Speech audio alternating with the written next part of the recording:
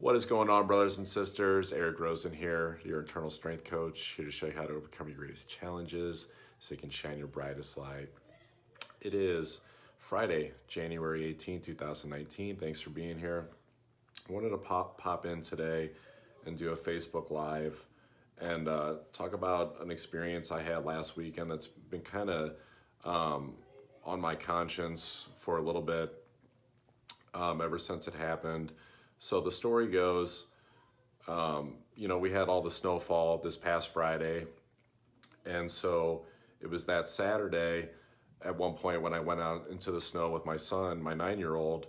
There's actually a cornfield behind our house, and obviously it was all covered in snow. So I said, hey, let's go for a walk. Let's go for an adventure, a hike.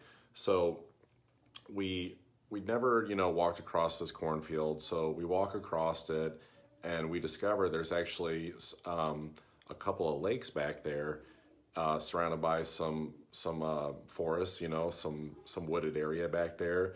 And it was, very beautiful. The lakes, partially covered in ice, the snow, there was a little bit of rainfall, and it was just a really awesome experience. So the next day, I wanted to go back with him again and a friend.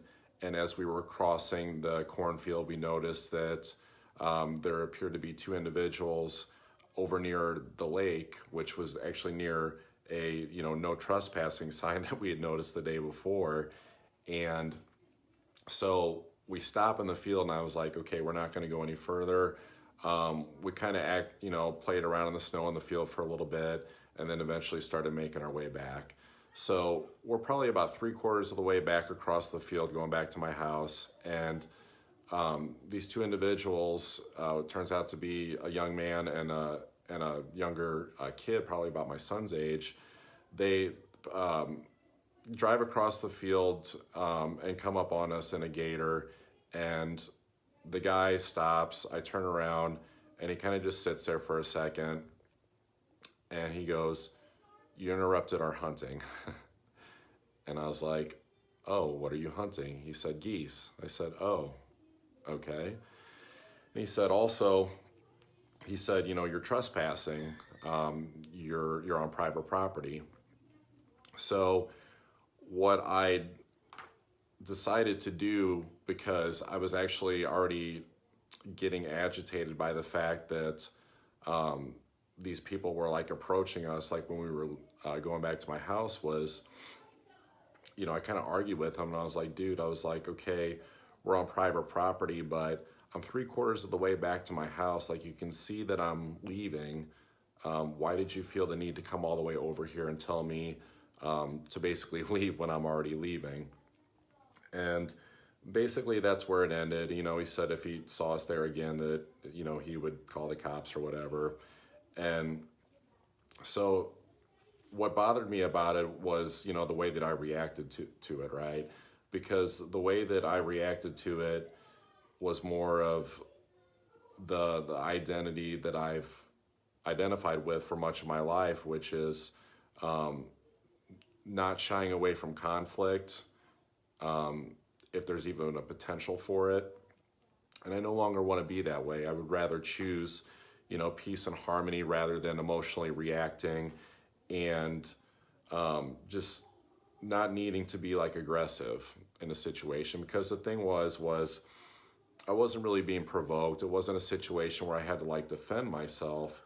I just decided to take that route of getting defensive. So it was a realization that I don't always need to react to people and react to situations. And a lot of times, afterwards you feel bad or even feel silly. And it's tough because, you only get like this, a lot of times you get this half second to decide how you're going to react to something, or are you going to react or just not react at all. And it's really a lesson in practicing restraint so that you can choose your battles, because ultimately, you can piss away your energy on drama, on those battles, or you can save it for battles that that are actually meaningful to you, like a deep meaning, like deep to your soul. So like that engagement had no real significance to me in the grand scheme of things in terms of choosing that to be a battle versus like the real battles that actually mean something to me in my life. And so, it turned out to be a teachable moment, which is great. I'm sure that's why it happened. But, I thought I would share that story just to encourage everybody to think about, where in your life could you potentially have more peace and harmony? What are the things that, that you feel like you have battles tied up in that are things that are soul sucking to,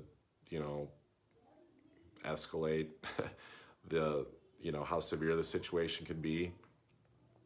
Where it's just a time, it's an energy suck, and it's not something you want to be involved in. It's not a battle you really want to be fighting, but yet you find yourself perpetually in it. So, are you fighting battles that matter, or are you getting swept up in the drama? So something to think about. Anyways, that's what I got for you guys today. Just thought I'd pop in, share that story that's been it's been on my mind for a little bit. And it's a teachable moment, and it's not like, oh well, this happened. You become aware of it, you realize what happened, you forgive yourself for it, you forgive yourself for how you handled it. And there's always going to be lessons like that, and you just look forward to an opportunity to making a better decision the next time, right? So I feel like that's something we could all benefit from, is just looking at, because what are some examples? Maybe, because we're talking about where you're not really being provoked, that it's when somebody just comes up and says something to you that's essentially like somewhat of a challenge, because that's what that was, right? With this guy, he was basically challenging me, saying, you interrupted our hunting, you're trespassing, all this. And so maybe it's, somebody challenges your quality of work, they challenge it. It doesn't mean that you have to get defensive and be provoked by it. You can choose to react to it, or you can choose to process and reflect on what they're saying and see, is what they're saying, does it actually have some merit to it? Is there something you can improve upon? Maybe it's a friend, a family member, a spouse, or somebody that challenges your, maybe some of your habits, rather than getting defensive and defending.